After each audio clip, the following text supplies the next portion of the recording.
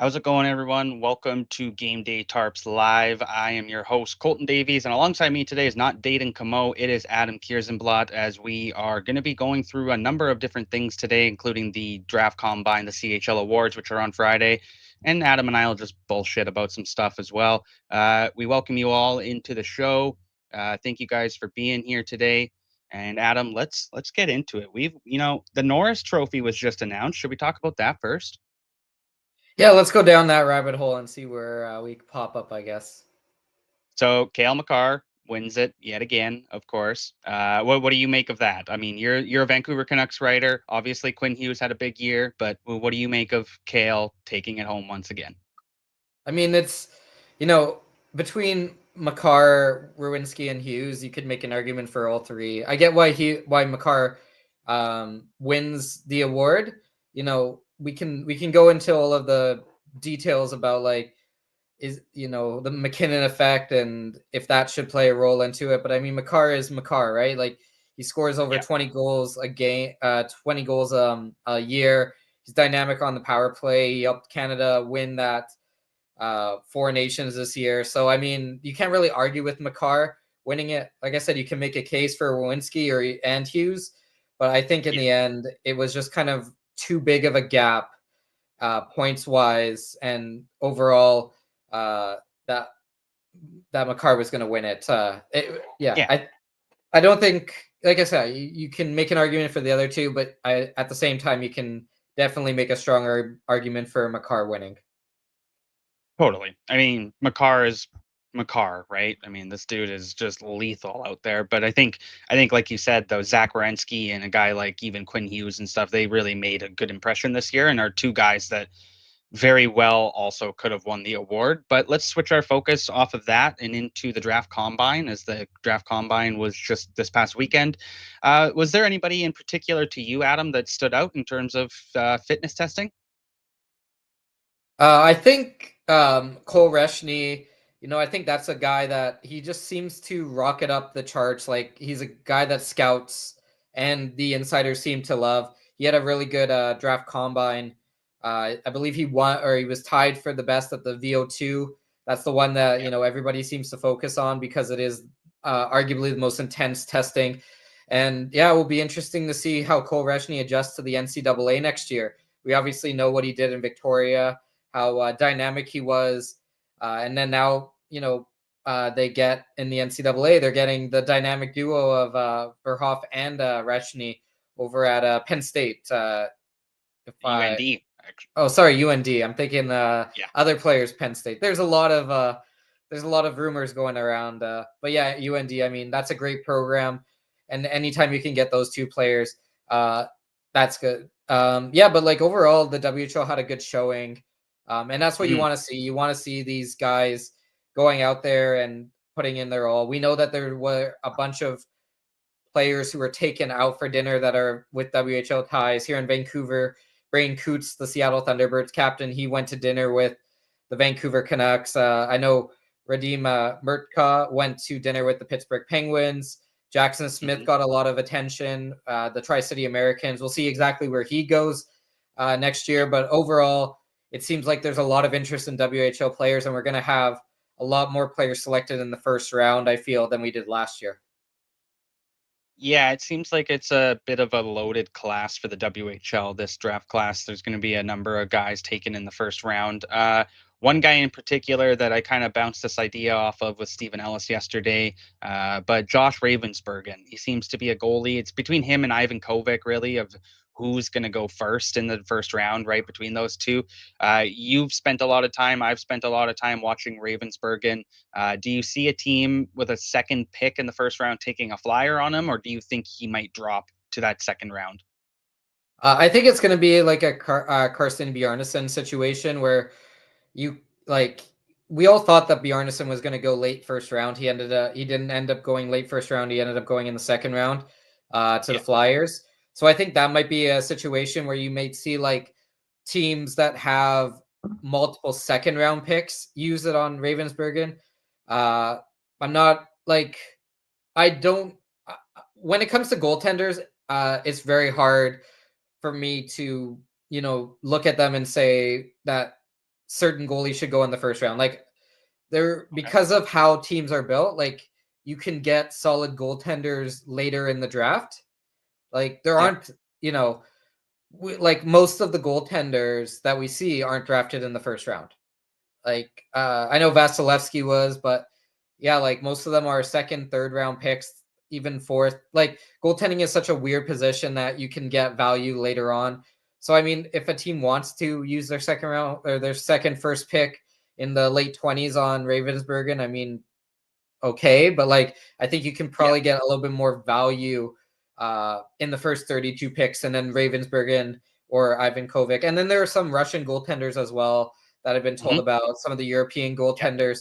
So it may even be that Ravensburgen's not the first goalie off the board. Like last year was a little bit of a surprise. We've seen surprises in the past on where goaltenders have been picked. So I guess we'll kind of see how it all shakes out in a couple weeks.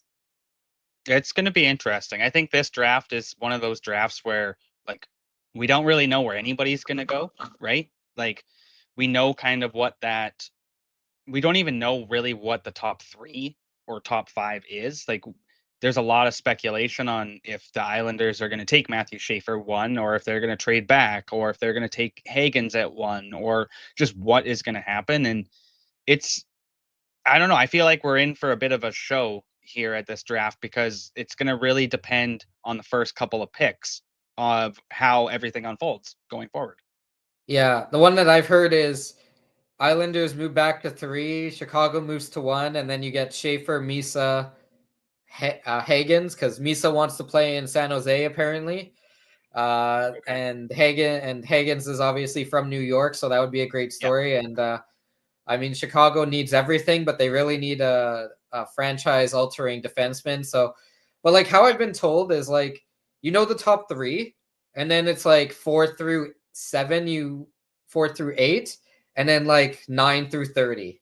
Like Hmm. it's just a weird draft in how it's set up where like there's so much parity and everybody is so close, and it's like it's going to come down to like it always comes down to what teams need and which players teams like better. But it at this year it's really going to be like we have 10 players who all are around the same, so it's like who do you really want, who do you really need, who fits your style type of Yeah. situation. And I do also think that we're going to see quite a few trades because the salary cap is Hmm. opening up.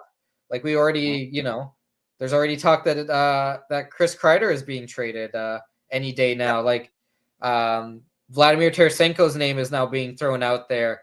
We have what's going to happen with the Leafs? Nylander's name is always out there. So it will be interesting to see kind of how this plays out because yeah, like teams have more cap flexibility. Hmm. So I do think that we could see some interesting trades. And I mean, trades are always fun to write about. Like when we're like, yeah, sitting there and listening to 32 straight picks is great, especially because we're going to have celebrities doing it this year. It's going to be a little bit different. Yeah. But like anytime you can stop a draft and then have a trade, uh, that's always a lot of fun.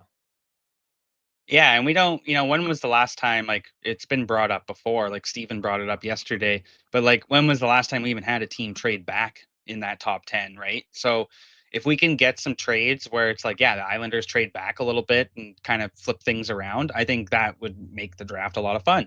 I'm just excited because I agree with you. I think there's going to be some big moves here at this draft and in terms of, players kind of being moved around. And, one name that's being floated out there now, of course, is Jason Robertson and how big of a deal that would be for the Dallas Stars and what kind of disaster, really, in the grand scheme of things, would that be for Dallas to trade him away. But I think we're in for a fun time at the draft. I think there's going to be some surprise picks, like how we're kind of, there's going to be like a Beckett Seneca type pick, I think, and that's probably Brady Martin going to Utah at number 4. But we'll see. But I truthfully think Islanders are going to trade back. Yeah, we could see, we need like Brian Burke back on the floor to orchestrate a 1999 Sedin Yes. trade, where he like had Yes. 4 teams trading with each other and Yeah. like picks going flying everywhere. But yeah, like I like we don't even know like Jackson Smith is a name. Like in the WHL that I've heard say, oh, he's going to be like top like 6th or 7th, and then some people are like, oh, he's going to be like 14th. So like where to like Radim Murtka from Seattle, that's another name. It's like he could go top 10 or you could go 20th. Like Murta's there's great. yeah, I mean like it's just, and then the forwards, like you know, you look at like from the WHL specifically, like the Lakovic, Reshny, Coots, Mm-hmm. Kindle, like I've seen people say that they like that one of them might slip to the second round.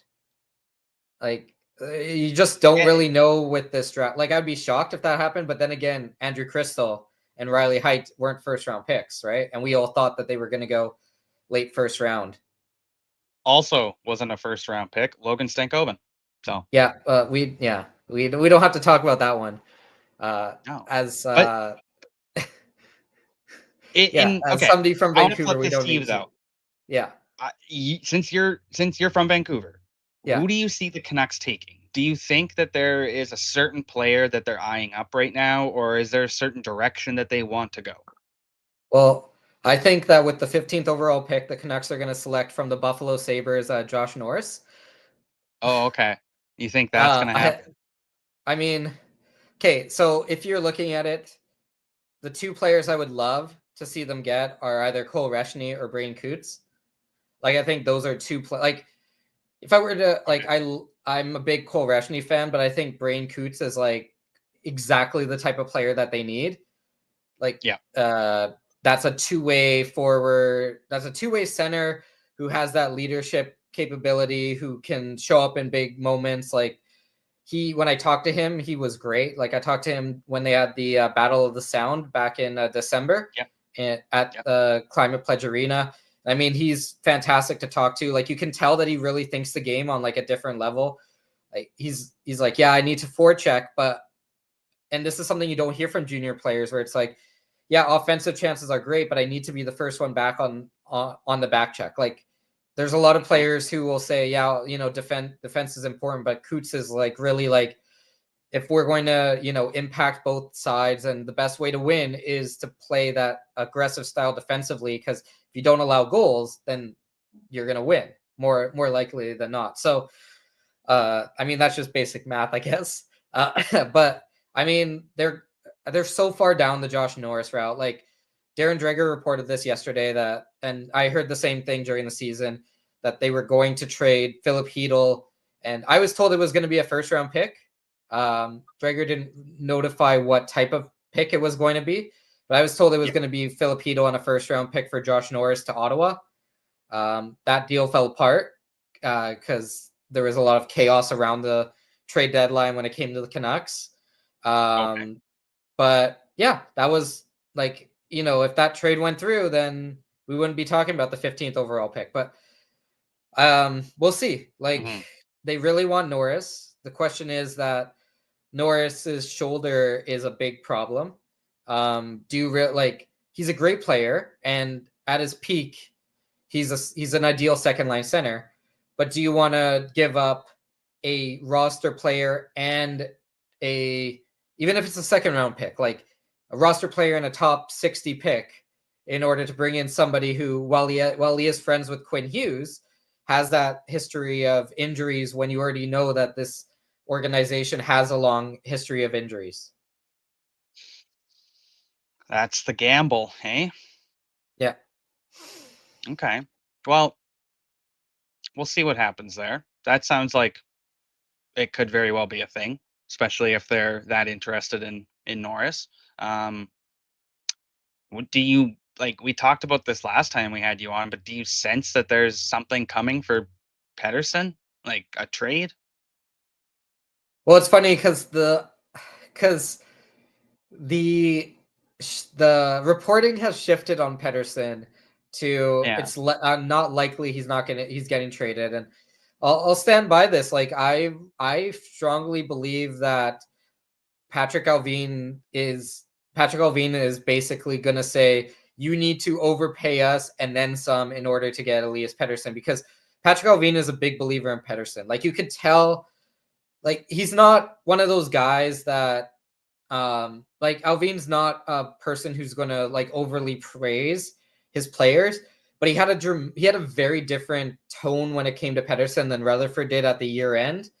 Okay. And like Rutherford, it was, we're not 100% sure about like what this team can be with Pettersson as the number one center, and Alvin was more like, we believe he can get back to where he was, and injuries and everything happened, but we're confident that he can get back. And you even listen to Adam Foote, it came out like Adam Foote talked about how him, Demko, Pettersson, and Hughes all spent a couple days together just last week or 2 weeks ago at this point.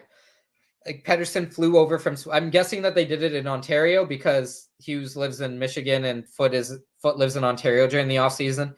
But like, if Pettersson was going to be traded, I don't think that Adam Foote would be publicly talking about how much support he has for Pettersson, the plan, and also Right. like Pettersson wouldn't have flown across an ocean. Like, it's still Yep. possible, but I think that the fact that that meeting happened, kind of, if you're reading between the lines, is we don't have plans. We'll listen to your offers, but if they're really bad, like, we're not really super interested. Like, we haven't really had a situation like this. Like, the Rantanen situation is completely different. I know people want to draw comparables to it, but like, Rantanen didn't have a contract. He was rejecting deals. Like, we don't really have a precedent for a player signing a massive 8-year contract and then being moved the next year because stuff happened behind the scenes and injuries happened and they had a down year. Like, Yeah. you don't sell, like, I get the whole no move clause, but let's be real. Like, JT Miller had a no move clause and they moved him. Like, no move Mhm. clauses are there, but you can work with the player if it's not working out. Like, it's not Mhm. it's not as big of a barrier as people think it is. It just Yeah. means that you can't trade him tomorrow. And like remember that he doesn't have anything right now. He didn't get traded. Like, the Canucks didn't need any approval from him. Didn't trade him No. throughout the whole season. So, I mean, we can sit here, like, obviously people are going to talk about it for the next 2 weeks, but like, I think that there are different aspects of this team that need to be paid attention to. Like, for example, they need Dakota Joshua to have a bounce back year after everything he went through. Hoglander needs to step up. What are you going to do with that third line or that second line center? Is that a Filipino position, or is he better on the wing? The Pettersson thing is a big deal, but there are a lot Mhm. of other questions. Like, also, do they what's going to go on with Sherwood? Kiefer Sherwood's an unrestricted free agent next season. Are they going to extend him on July 1st, or is that a player that you maybe, if the season goes off the rails, is that a player that you'd look to trade at the deadline, right? Because he's going to have a ton of value if the Canucks aren't Oh in a yeah. playoff position. So, I Yeah. mean, Pettersson's a big name, but there's a lot more in-depth issues that need to be discussed in this market. I think that's fair. I think good analysis on that, Adam. Good stuff. Let's switch focus a little bit. Still talking about the Canucks, but let's talk about a player that you wrote about who plays for that team right here, Kamloops Blazers. Vít Zahaysky. You wrote a little bit about him, some propaganda. Let's dive into it. What do you make of Vít? And I know he had a bit of a down year this year, first year in the WHL, dealt with a broken leg injury. But from my perspective, he really picked it up in the latter half of the year. Looked good in the U18s. What do you make of Zahaysky? Well, I mean, Kamloops, like, we don't have to sugarcoat it. Kamloops did not have a good year this year, Yeah. and that sometimes impacts like a player's performance. As you mentioned, injuries, like, there was a lot going against him this year where some players, some of the imports do struggle when they come over because it's a different style of hockey. It's a different ice surface.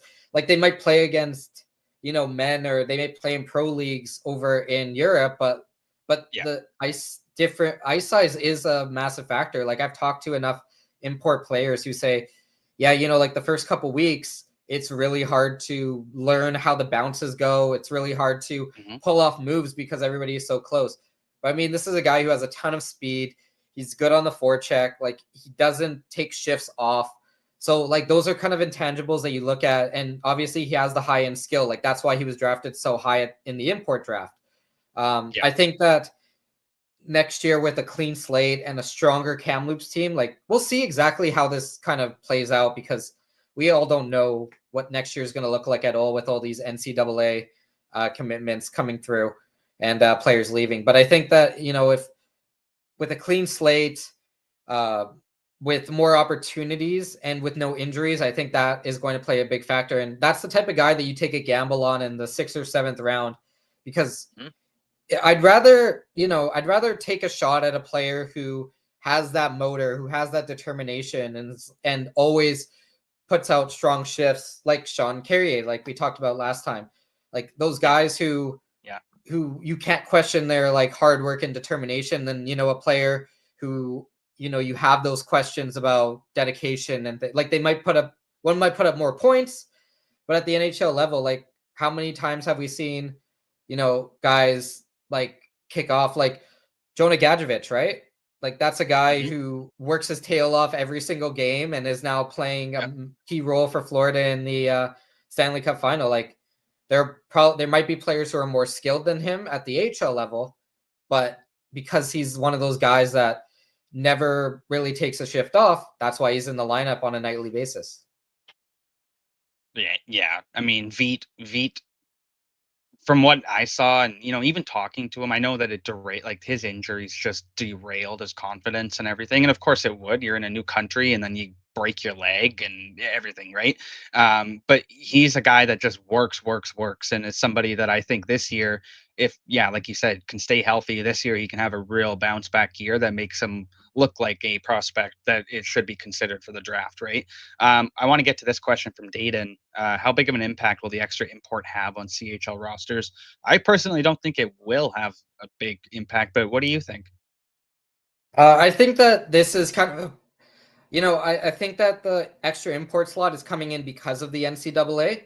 So essentially, Hmm. what you can do is because you're going to be losing some players, you can kind of raise or keep the floor at the same with the extra import slot. We know that imports play a key role for every team. Like, look at Holtonen with the London Knights. Like, he was one of Hmm. the reasons why they won the Memorial Cup this year. Oh yeah. Um, so I mean, imports do play an important role. And I get like some people arguing, the Canadian Hockey League should be for like keep it Canadian, like that type of stuff. But I mean, you have to evolve. Like, there's a reason why there are so many good players coming out of Europe, and I think it's also going to help Mm, NHL teams because, like we saw with the Canucks, Basil Sansones comes over and he gets the yeah. opportunity. But like, how beneficial would it have been if, like, well, before he was traded, like Melvin Fernstrom was in the OHL or CHL, so you can Hmm. monitor. So I think that it's going to help NHL teams because they'll have Yep. an easier chance at monitoring their players. And like I said, it's going to help it's going to help keep the floor kind of where it is because you're going to have hopefully these top talent players. Like, imagine Eklund coming over next. Like, if Eklund gets drafted in the top 10 Yeah. coming over, like that could Yep. change a franchise, right? Like, That's uh, what I was thinking yeah, too. Him or Frondell, right? yeah. Like, And I mean, even like the non like first rounders, second rounders, like these guys play an important mhm, role. Like Vojtech Port has become like a very successful mhm, WHL player. Like that was a late round pick by Anaheim. But yeah. so I mean, bringing these players in, anytime you can bring in talent, like my argument always is that if you can bring in talent, it shouldn't matter what the passport is because because if you want to win, then you want to bring in the most talented player. I get like there's still what if there's 22 spots available on a DHL team, there's still 19 available for Canadians if you want to make that argument, right? Like Hmm. it's still a Canadian. It's still going to be what 90% Canadian or 85% Canadian. So if you can bring in those extra players and just raise the floor of your league, why wouldn't you? Yeah, I'm interested to see what just how the import draft goes this year, just with a number of the top European prospects like going to be available. I'm interested to see if Eklund or Frondell will come over to the CHL and play. It's going to be, yeah, I'm excited to see it because it's a good European class. I think this time around, uh, it's going to be interesting. And if I remember correctly, they can bring in the Russian players now as well. So Yeah. that should There are a couple Russian players who I think CHL teams want to get, or I think there are a couple Russian prospects that NHL teams want to get out of Russia. So having Hmm. a spot in the CHL will be very Would be, beneficial for in that yeah. sense. Can players in the transfer portal play in the CHL? I don't know that. I don't know enough. So my understanding is, well, we had Tyson Jugnoth come back, Yeah. so I believe you So technically, can, but yes. yeah, I believe you That can makes come sense. back, but I think there are some rules around how it works. Like, but my Yeah. understanding is that yeah, if you like, I think it's if the way it was explained to me is like if you don't complete your first NCAA season, you can come back. But I'm not 100% Mm. sure. There's a lot up in the air with this NCAA thing because now we also have the discussion of how do you extend player reserve lists for players Yeah. or for prospects who go into the NCAA. Like that hasn't been sorted out yet. So Yeah. I think we'll see a situation where players can like I think it will be like you can't go WHL NCAA WHL NCAA, but I think you can go back once. Like we might see something like Yes. that I think situation. that's a fair way. I think that's fair. Yeah, Yeah. it's all a mess. Let's it well, fuck. It's like everybody keeps talking about. It's new for everybody. Like Yeah. nobody knows what's going to go on here for like a few years. So, Yeah, I mean, like we might not have a resolution to this whole situation for like 5 years. Like that's very yeah. possible. Yeah. Because the courts are going to get involved because that's just how the legal process works. They're going to have to put wording in everything. Um, Mhm. they're going to have to put specific wording that basically makes it very clear how this whole situation works because they don't want to run into oh, we didn't know that this team didn't know, or it's or this player didn't know. So yeah, there's going to be a lot of lawyers involved in the next couple of years, I feel like, as they sort this out. Yeah, for sure. Uh let's talk about the new team in the WHL, the Penticton Vs. They've seem to have put together their roster. They're compiling it kind of each day, adding some more guys, USHL commits, et cetera, et cetera. I'm excited. I'm going to get out to a game right away. I think I'm going to go along with the Blazers when they go down to Penticton and get to a game. What about you? You gonna try and get to a V's game this season? Yeah, I have to double check how the Canucks are going to do their training camp and everything, but the plan is to be here in Vancouver when they come through, which will be their second game. And then Yeah. I'm going to try to get out to the home opener, but like I said, we don't know how the Canucks are going to do everything this year. Yeah. Instead of the Young Stars tournament, Hmm. they're having a 2 game series against Seattle in September. We're waiting to hear where training camp's going to be. So as long as it's preseason and not training camp, the goal is to get up to Penticton. I was up there last year for Canucks training camp. It's an incredible facility. Hmm. I've already spoken to the head coach, GM, Yeah. president, Fred Harbison. He's really excited.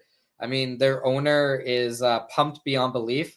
They already have Good. the beat Kelowna tagline for next year. I Nice. know, like, yeah, it will be interesting to see because we look at the expansion draft and they don't have any like they don't have any WHL players that that the casual fan is going to recognize. Like they Hmm. don't have any NHL drafted prospects on their roster, but that's just kind of how the expansion draft went. But like they Hmm. have some very good players that can develop that they'll be able to develop and that will turn into Yeah. WHL stars. And I think because the BC division, there's going to be so much parity in the BC division because so many players are leaving. I think that they're going to have a really good shot at making the playoffs in their first year. Yeah. I mean, like immediately you think about how Victoria goes from like a contender to all of a sudden it's like, what are they gonna do this season? Yeah. Well, I mean, if we run through the list, Victoria loses their top 2 players. Yeah. Prince George is going to lose like half their roster, Yeah. uh, probably. Kamloops, are they still in a rebuild? Or No, They'll be so fine this year. They'll yeah, be fine this they're year. they're in that like mushy middle area of the WHL Yeah, probably. Kelowna, they're gonna go all in, they have to. and Vancouver, like they have a good foundation. But I mean, if you're really ranking it, like Kelowna is probably the favorite in the BC division just because they have the Memorial Cup. But then Hmm. you probably have Vancouver and Kamloops in there Hmm. at like Yeah, 2 and 3, and then what Penticton, Prince George, and Victoria are probably all in the same boat. yeah. Yeah, I'm intrigued to see how Victoria really does this year because that's got to be such a blow to their team. Like they bring in Eli McCamey, and then like a week later, like I've said, like boom, there goes Verhoff and Reshny. Like what the? So and then I know they're losing their goaltender too, Johnny Hicks. He's going to Denver, I believe, as well. So like they're Victoria's just getting ransacked right now. But we'll see. But Prince George is like the one team too I was really interested about because you got height, you got Zemer, you got there's so many players on that team that are going to be leaving. So I think this is a year where teams like Kamloops and Vancouver and stuff can kind of get ahead of the pack. But what do you make of Kelowna? Do you think the Rockets are going to go all in this summer, or do you think they're going to wait a little bit and kind of build once the season gets going and they can kind of see who's for sure staying in the WHL? Well, I mean, they've already made trades. Yep, Uh, they have. they've already brought in some players.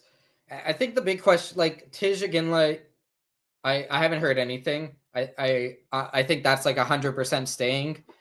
And like having a Ginla is like having a healthy Ginla is a cheat code basically at the WHL level. Yeah, So we'll see what Utah does. Like I don't see him um, making Utah next year just because he missed so much time.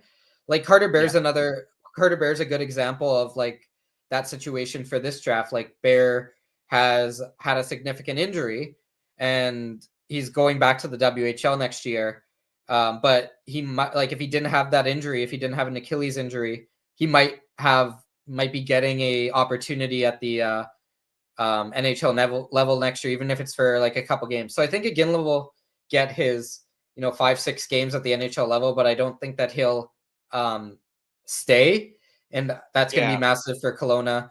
Like I said, they've already brought in some strong WHL talent. They have a ton of picks still, and I think what they're going to do is they're going to wait and see kind of who is staying and who's going. I could see them heading into the trade deadline, making all of those moves. Like that's what we saw with Kamloops with the Olin Yes. Zellweger trade. Like that happened. Yep. That wasn't a beginning of the year trade. That was a Right. let's see who falls out kind of, and then who we can pick apart. There was other Um, trades ready, but they didn't make them. Let's put yeah. it that way. Yes. Yeah. Yeah. Yeah. Well, we can I, always go down that route, but I don't know. I don't want to get you in trouble. So, oh, uh, I don't want to talk about it. yeah. What could have been if they had made a certain trade with a BC division rival. But yeah, I think Yeah. and I also think you know, um, I don't know how involved the WHL actually gets with trades when it comes to Memorial Right. Cup hosts, but I feel like other teams kind of understand like we want to bring the Memorial Cup back to the WHL because it's good for business. So I do Hmm. wonder if I don't want to say other WHL teams maybe help the Memorial Cup host, but I wonder if previous trades that they wouldn't consider, maybe you consider if Kelowna called last year and said we want this player, a team might say no, but this year they might be like, okay, well you guys are hosting the Memorial Cup, so just throw a bunch at us and we'll accept it. Like I don't know how much of that goes on behind the scenes, but You yeah. wanna you wanna know my ludicrous trade idea for Kelowna? Is it Berkeley Ken? No, no. Although that would be good. No, it involves sending Spokane's first round picks that they got, and then Kelowna's own first round pick, and then another first round pick, and then possibly another first round pick, and they get Gavin McKenna. I mean, well, yeah, we'll see. We'll see if that player is in the WHL next year. Uh, but Hold up. Speaking of, I wonder if that player's in gonna be here. There's the school that Elliot Friedman dropped recently, Penn State, highly considered to go there. Let's talk about this. His name, so 7-footer. I searched it up. Alexander Karmanov. This kid is 7 feet tall, Adam, and 273 pounds at 17 years old. He's a defenseman. Uh, I wouldn't mind seeing this guy in the OHL or the WHL. I think that would be fun. What do you think? that's unfair. To be 7 Yeah, foot and 18 years old. But like, yeah. didn't the Victoria Royals? Don't the Victoria Royals have like a 7 foot goaltender? Oh, maybe. Yeah, they got somebody huge, Yeah, I mean, right? like, yeah, I've talked to Tyler Myers about this in the past, and I've also talked to Nikita Triumkin or Nikita, not Nikita Triumkin, Nikita Zadorov, Oh, about like just being tall and playing in the NHL. And there are like limitations to what you're able to do, especially as a defenseman. Like you do get the puck like lost in your feet sometimes when you're that tall. I mean, like yeah. he's just gonna like my big concern is that when you're 7 foot tall and playing in a junior league, is that you're just gonna hit everybody in the head and get constant penalties. Because That's true. Cameron Schmidt's what 5'6", 5'7"? Yeah, 5. So I think he came in at 5'7" at the draft. Like, So or at how the do you combine. check Sorry. Cameron Schmidt if you're 7 foot tall? Yeah.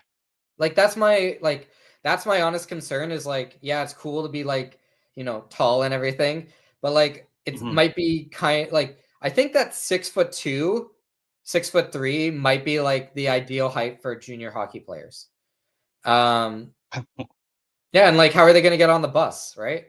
Like those buses are not meant for Oh, 7 foot tall oh players. man, could you imagine Like that? he's gonna have to Jesus. have the whole back row of the bus to himself. Yeah. All right.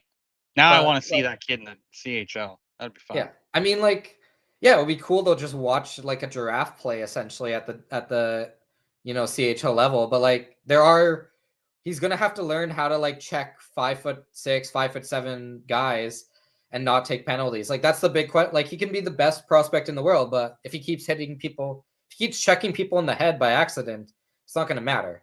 Because he's gonna be in the box. No. So yeah, I mean, I'm interested to see if he can adjust his game to playing like that and not, injure his back because he'll be bent over a lot of the time. But yeah, it will be interesting. And like, how is he going to win puck battles against those smaller guys? Like, these are all questions that you probably have to ask. It's not gonna be as That's big of a true. problem at the NHL level. I feel like because NHL players are bigger. But like, yeah, when you're facing off against a 16-year-old who's what like 5'2", 130 pounds. Like you can't check them. No, no, you can't. That's true. Let's go and talk about the CHL awards as that is coming up on Friday.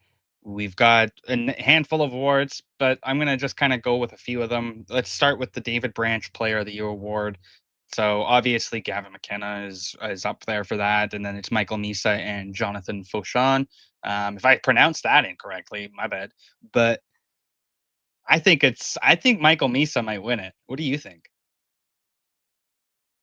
Uh, well, I like it's really hard to vote against Michael Misa.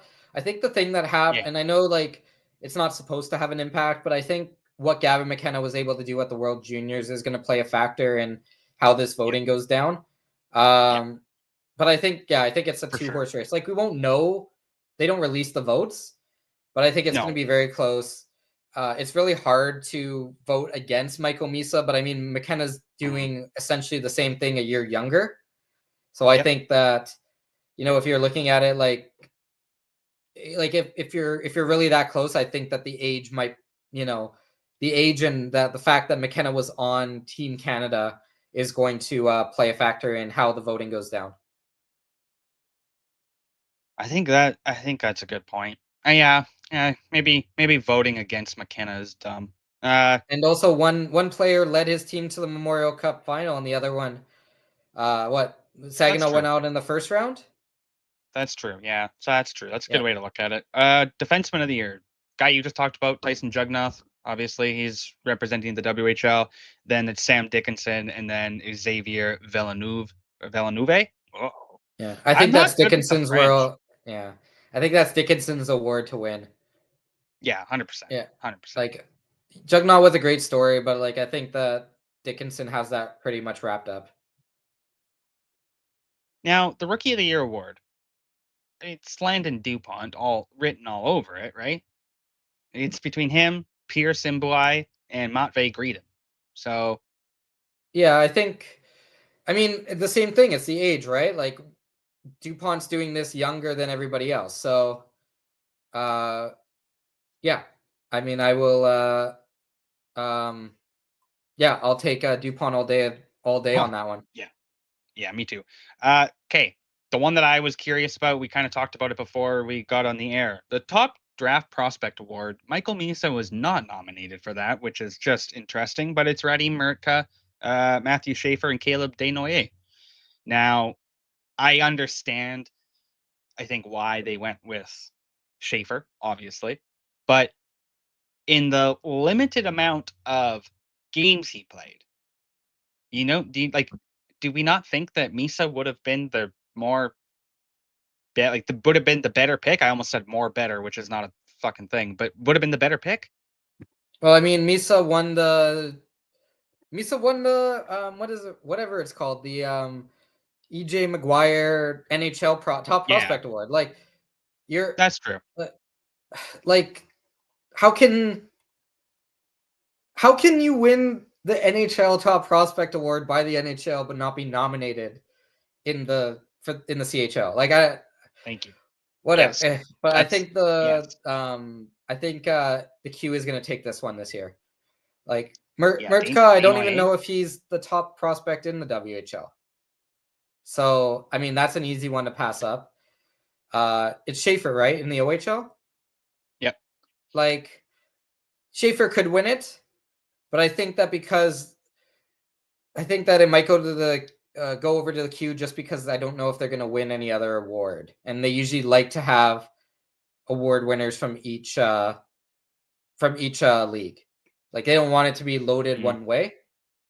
Like yeah. obviously when Bedard won it, like even when Bedard won it, the player, there was one of the awards went to a player in the queue, and I think it was like the scholarship award or something. Like they usually like to give at least one award to each league. Hmm. That's true. That But I is mean true. Schaefer, like Although, I don't understand if they give it to Schaefer. Like, it's hard to knock the guy who might go first overall. yeah, that's. I think that's fair. Yeah. Uh, Goaltender of the Year award. Now, Max Hildebrand, Jackson Parsons, and Jacob Steinman. Jacob Steinman might win that one for Halifax because he got them back to the playoffs and got them in through that first round. They were able to defeat Drummondville. So Yeah. maybe. How is Austin Elliott not the OHL nominee? Yep. That was my question too. Didn't he I was lose going to like say, 2 games in the regular season or something? yeah, it was, he had something, yeah, Oh two no, he won. games, three Yeah, games. he lost. He lost 5 games the entire year, if I remember correctly. Yeah, And it's one of those was in something the Memorial ludicrous Cup. like Like, that. yeah. Yeah. Speaking of Uh, Austin Elliott, by the way, we are getting him on the show. We were supposed to have him on today. We had a bit of scheduling issues with the London Knights, so he's coming on Friday. So just so everybody knows, he will be live on the show on Friday. So that'll be fun. We'll talk to him about everything. Obviously, he's going to Toronto Maple Leafs development camp, so that's exciting for him because a guy like that should 100% have NHL interest after what he was able to do. is he going to the NCAA next year? I thought he was. I don't think so. As Or far is as that I'm one of concerned, those like he's we'll see what happens situations? yeah. I think yeah. I'll be a bad host and look it up. I don't think he's going though. We'll see. He might be in that. Well, he might be in Nope. that. Oh yeah, he is. Yeah, he's They going to figured out UMass. their. Oh, Okay, yeah, because I know that there are some teams who ran out of like money, scholarship money. yeah. Oh, I know a school. I know a Yeah, school. there are a couple teams that ran out of scholarship money, but there's like a new law that's coming in the states, so that might change. I'm not Right. 100% sure. Like there seems to be a lot of changes on the NCAA side. A lot of them have to do with more like football, but they are going to Yeah. impact hockey. So, like if you're a school, why wouldn't you offer him? Like this is a guy who is basically unbeatable in goal. Like I'm sure that there are schools around the NCAA or even youth sports that could use a goaltender like him. Yeah, he's going to UMass, so I think that's good for him. I think Okay, yeah. that he's one of those he's one of those guys that benefits from this type of stuff, right? Like one of those overage goaltenders that can go and do that, and I think that's yeah, I think that's fair. Also, I'm just looking at a comment that we got, and I had to Google it quickly because we were at the awards. So the 2022-2023 awards, he says that Massey won the Sportsman Award, which is probably true. But Massey won the CHL Rookie of the Year that year because you and Adam, you and I were there at the awards that Yeah. day. So I think that was the last time they won the Rookie of the Year, though. So I mean, that's Yeah, not very bad. possible. The Q is So always a we'll little bit see. interesting because they don't get as much attention like overall, and I think that has to do with the fact that a lot of their media is in French. So I mean, Oh there's a lot of players that get drafted that people out west have never heard of, who were a lead in the queue just because there's not like obviously yeah, you hear about all these players who play for the OHL because yeah, all this TSN and Sportsnet are based in Ontario, so they'll do more promotion on those type of guys. And yeah. WHL, obviously, because we live here, we hear more about that, but you don't really hear a ton about the queue. So like how many times have we mentioned like Rousseau, right? Rousseau, the goaltender, he's been to what, 3 Memorial Cups? Mm-hmm. He won the Memorial Cup when it was in Kamloops. Yep. No, different Russo. No? Oh, it's a Different different Russo. Rousseau. See, exactly. Yeah. Like, but William. That was William Russo, and then Matisse Russo is the one that just played for Moncton. see, So there's like different Rousseau's Russo. left, right, and center, and we can't even It's tell them like apart.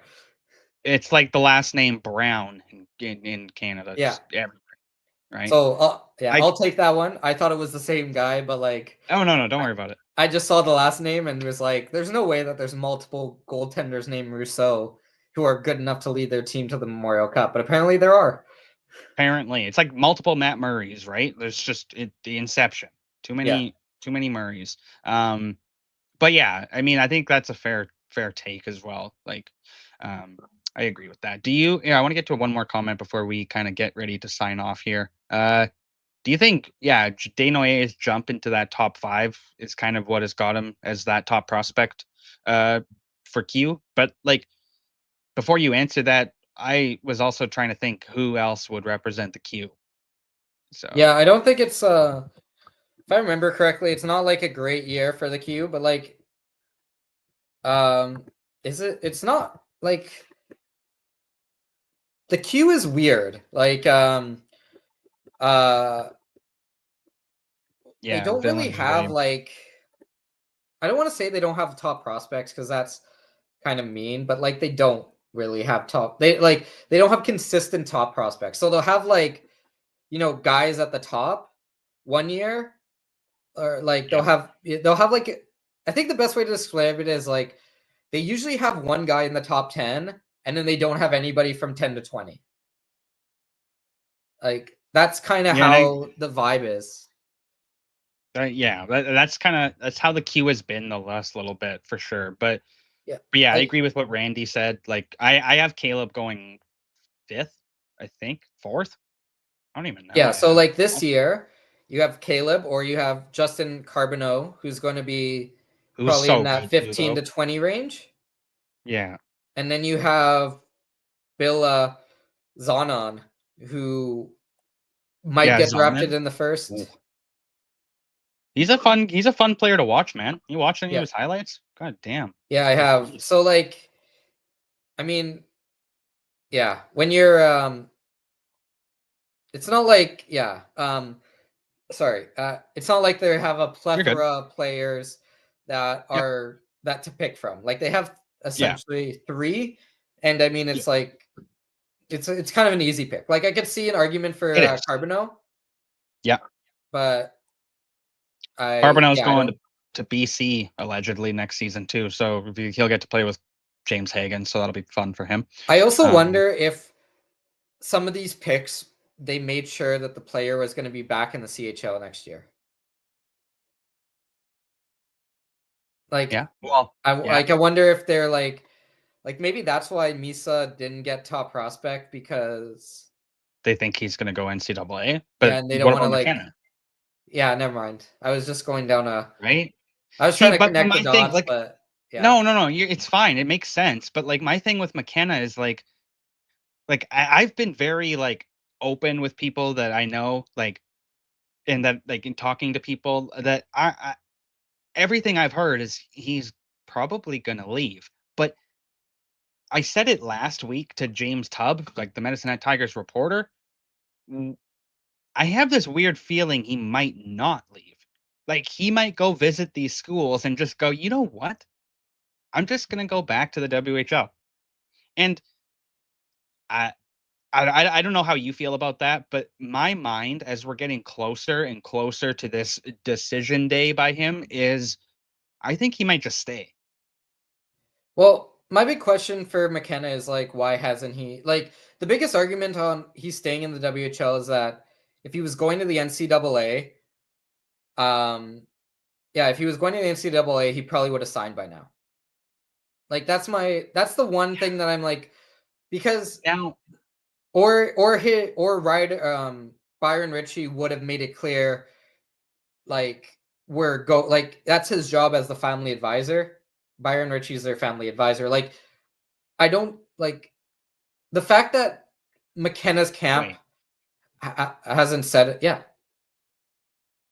Okay. yeah, yeah, that's yeah. He lives. That's why he lives with Ryder Ritchie during the So season. the okay. We both know about the writer Richie rumors, but I will not disclose anything. Do you think that's playing a role in why there's no announcement then yet? Well, I don't think he's going to the same school as Ryder Ritchie, No, but hell no, I'm no. just saying that like like McKenna and the Ritchie family are very Yeah, close, and that's how the advisor that's situation is. It has makes nothing to do sense. with like I don't think his decision has to do with Ryder Ritchie at all. Uh, No, but I just meant yeah. in the terms of like if like a hypothetical, like if Richie decides I'm gonna stay in Medicine Hat, then maybe so does McKenna. You know what I mean? Oh, Ritchie's already gone. I know.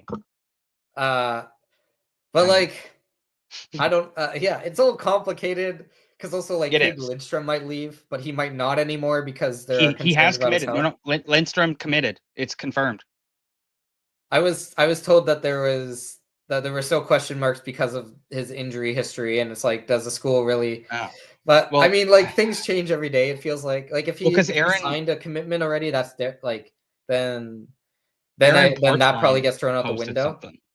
So Yeah, but I mean, like other players have posted that they are going to school A and then go to school B, or that's it's all true. That's it's true. all very confusing. But I mean, like Yeah. with McKenna, like the fact that it's being talked about means that he's going to visit. Like Jackson Smith's in the same situation. Like Jackson Hmm. Smith is visiting schools, and he hasn't decided if he's going to play in the NCAA or play in the WHL. Now, it's Yeah. also important to note that while McKenna, if he goes to the NCAA, he's going to be paid a lot of money. There is a complication in there because he would be considered an international student, and Yeah. there's Yeah. some weird visa payment situation where, so there is that. Like, and and I know the NCAA is working on that, but I mean, like, we're now what 2 weeks out from the Memorial Cup final, week and a half out from the Memorial Cup final, and like he still hasn't made a decision. Like, if his agency came out, if his family advisor came out and said, "We're going to McKenna is going to make a decision," then that's different. But like the fact that we're this far out and he hasn't said anything leads me to believe that the WHL and Medicine Hat are working hard to keep him there. And I also wonder Yeah. if like like we talked about earlier, maybe McKenna says, "I'll come back to the more come back, but I have to be traded to Kelowna." Like, Yeah. I'm not saying that he's ever said that, but I'm No, saying no, no, like no. maybe he's like, this is what's best for me is to get that shot at the Memorial Cup again. Yeah. and also play close to home because, Medicine Hat to Yukon is pretty far away. 100%. 100%. So I mean, there's so many factors. Like they're putting that game in Whitehorse. Yeah. Yeah, I mean, like that would be such a slap in the face if he left. Like he has free will to do whatever he wants, but man, that's like, and I get like the whole opportunity thing, but man, like the WHL invested a lot of money in that game. Like that would be a massive slap in the face to the WHL. Yeah, I think. Yeah, I think it's going to be interesting. We'll find out sometime here in the next little bit. But as we wrap Now, things up, I have one everybody. question for you. Yeah. While Yeah. we're on Okay. this, Go for while it. we're on this train of topic, do you think that the CHL will introduce nil deals in the future, so that players who are in the WHL can profit off of their, like commercialize their selves? I think it's an idea. Because I think that's where we're headed The to try to compete CHL with is this. profitable enough that they can do that. The teams themselves are profit. Some of the teams, right? Like you look at who owns the Blazers, one of the richest people in Canada, Tom Gillardy. So there's certain teams that are just loaded that could pay players to come and play for them, right? You know what I mean? So what I think will happen is, I don't think the players will get like deals like off of merchandising and things like that. But what I could see is that something comes in where they're allowed to be in commercials. Like, so for instance, Nathan Beam will be in a Kamloops commercial advertising Moxies, right? Exactly. Or like, and he would make money. Cameron Schmidt in a Vancouver Giants commercial advertising White Spot, and the players actually get paid to do that. Like I could see that happening. To try to compete with the nil agreements. But like, WHL teams can't compete. WHL teams can't. No team in the CHL can afford to pay like a player $2-3 million. Like, but I could see them finding a way to compensate the players better so that they stay in the CHL. Yeah, no, 100%. I think that's fair. Just one more note I wanted to get to before we wrap things up, as I know the sheet will be starting here in a couple minutes, and a lot of our chat will be heading over there. Speaking of the sheet, Jeff Merrick tweeted out that the St. John Sea Dogs are expected to announce the signing of Alexander Donovan, with draft eligible forward for next year, I do believe, and he's an American-born forward who's committed to the University of Denver. So it's a big get for the Q, and that was something Adam and I kind of talked about. And I wanted to bring up a little bit more, but I know we're running out of time. But I think the Q is going to benefit from an NCAA influx of American players. We just saw it with the draft. A number of American kids were selected in the QMJHL draft because there's now this ample opportunity that they can just come and play. So I think it's fun. I'm so excited for the season. I'm excited to see how the season's going to unfold and everything. But yeah, I just wanted to quickly touch on that last note there from Jeff Merrick. Dayton Camo just put in our chat. Yeah, Halifax drafted 2 Americans, 2 and 3. So there you go. Like we're already seeing a difference there. And with the US prospects draft, like both, or not the WHL US prospects draft, like we had both kids that were selected, Chase Gill and blanking on the other kid, Kim. Can't remember his first name. Terrible by me. But we had both them come up from the Anaheim Junior Ducks. And normally they wouldn't.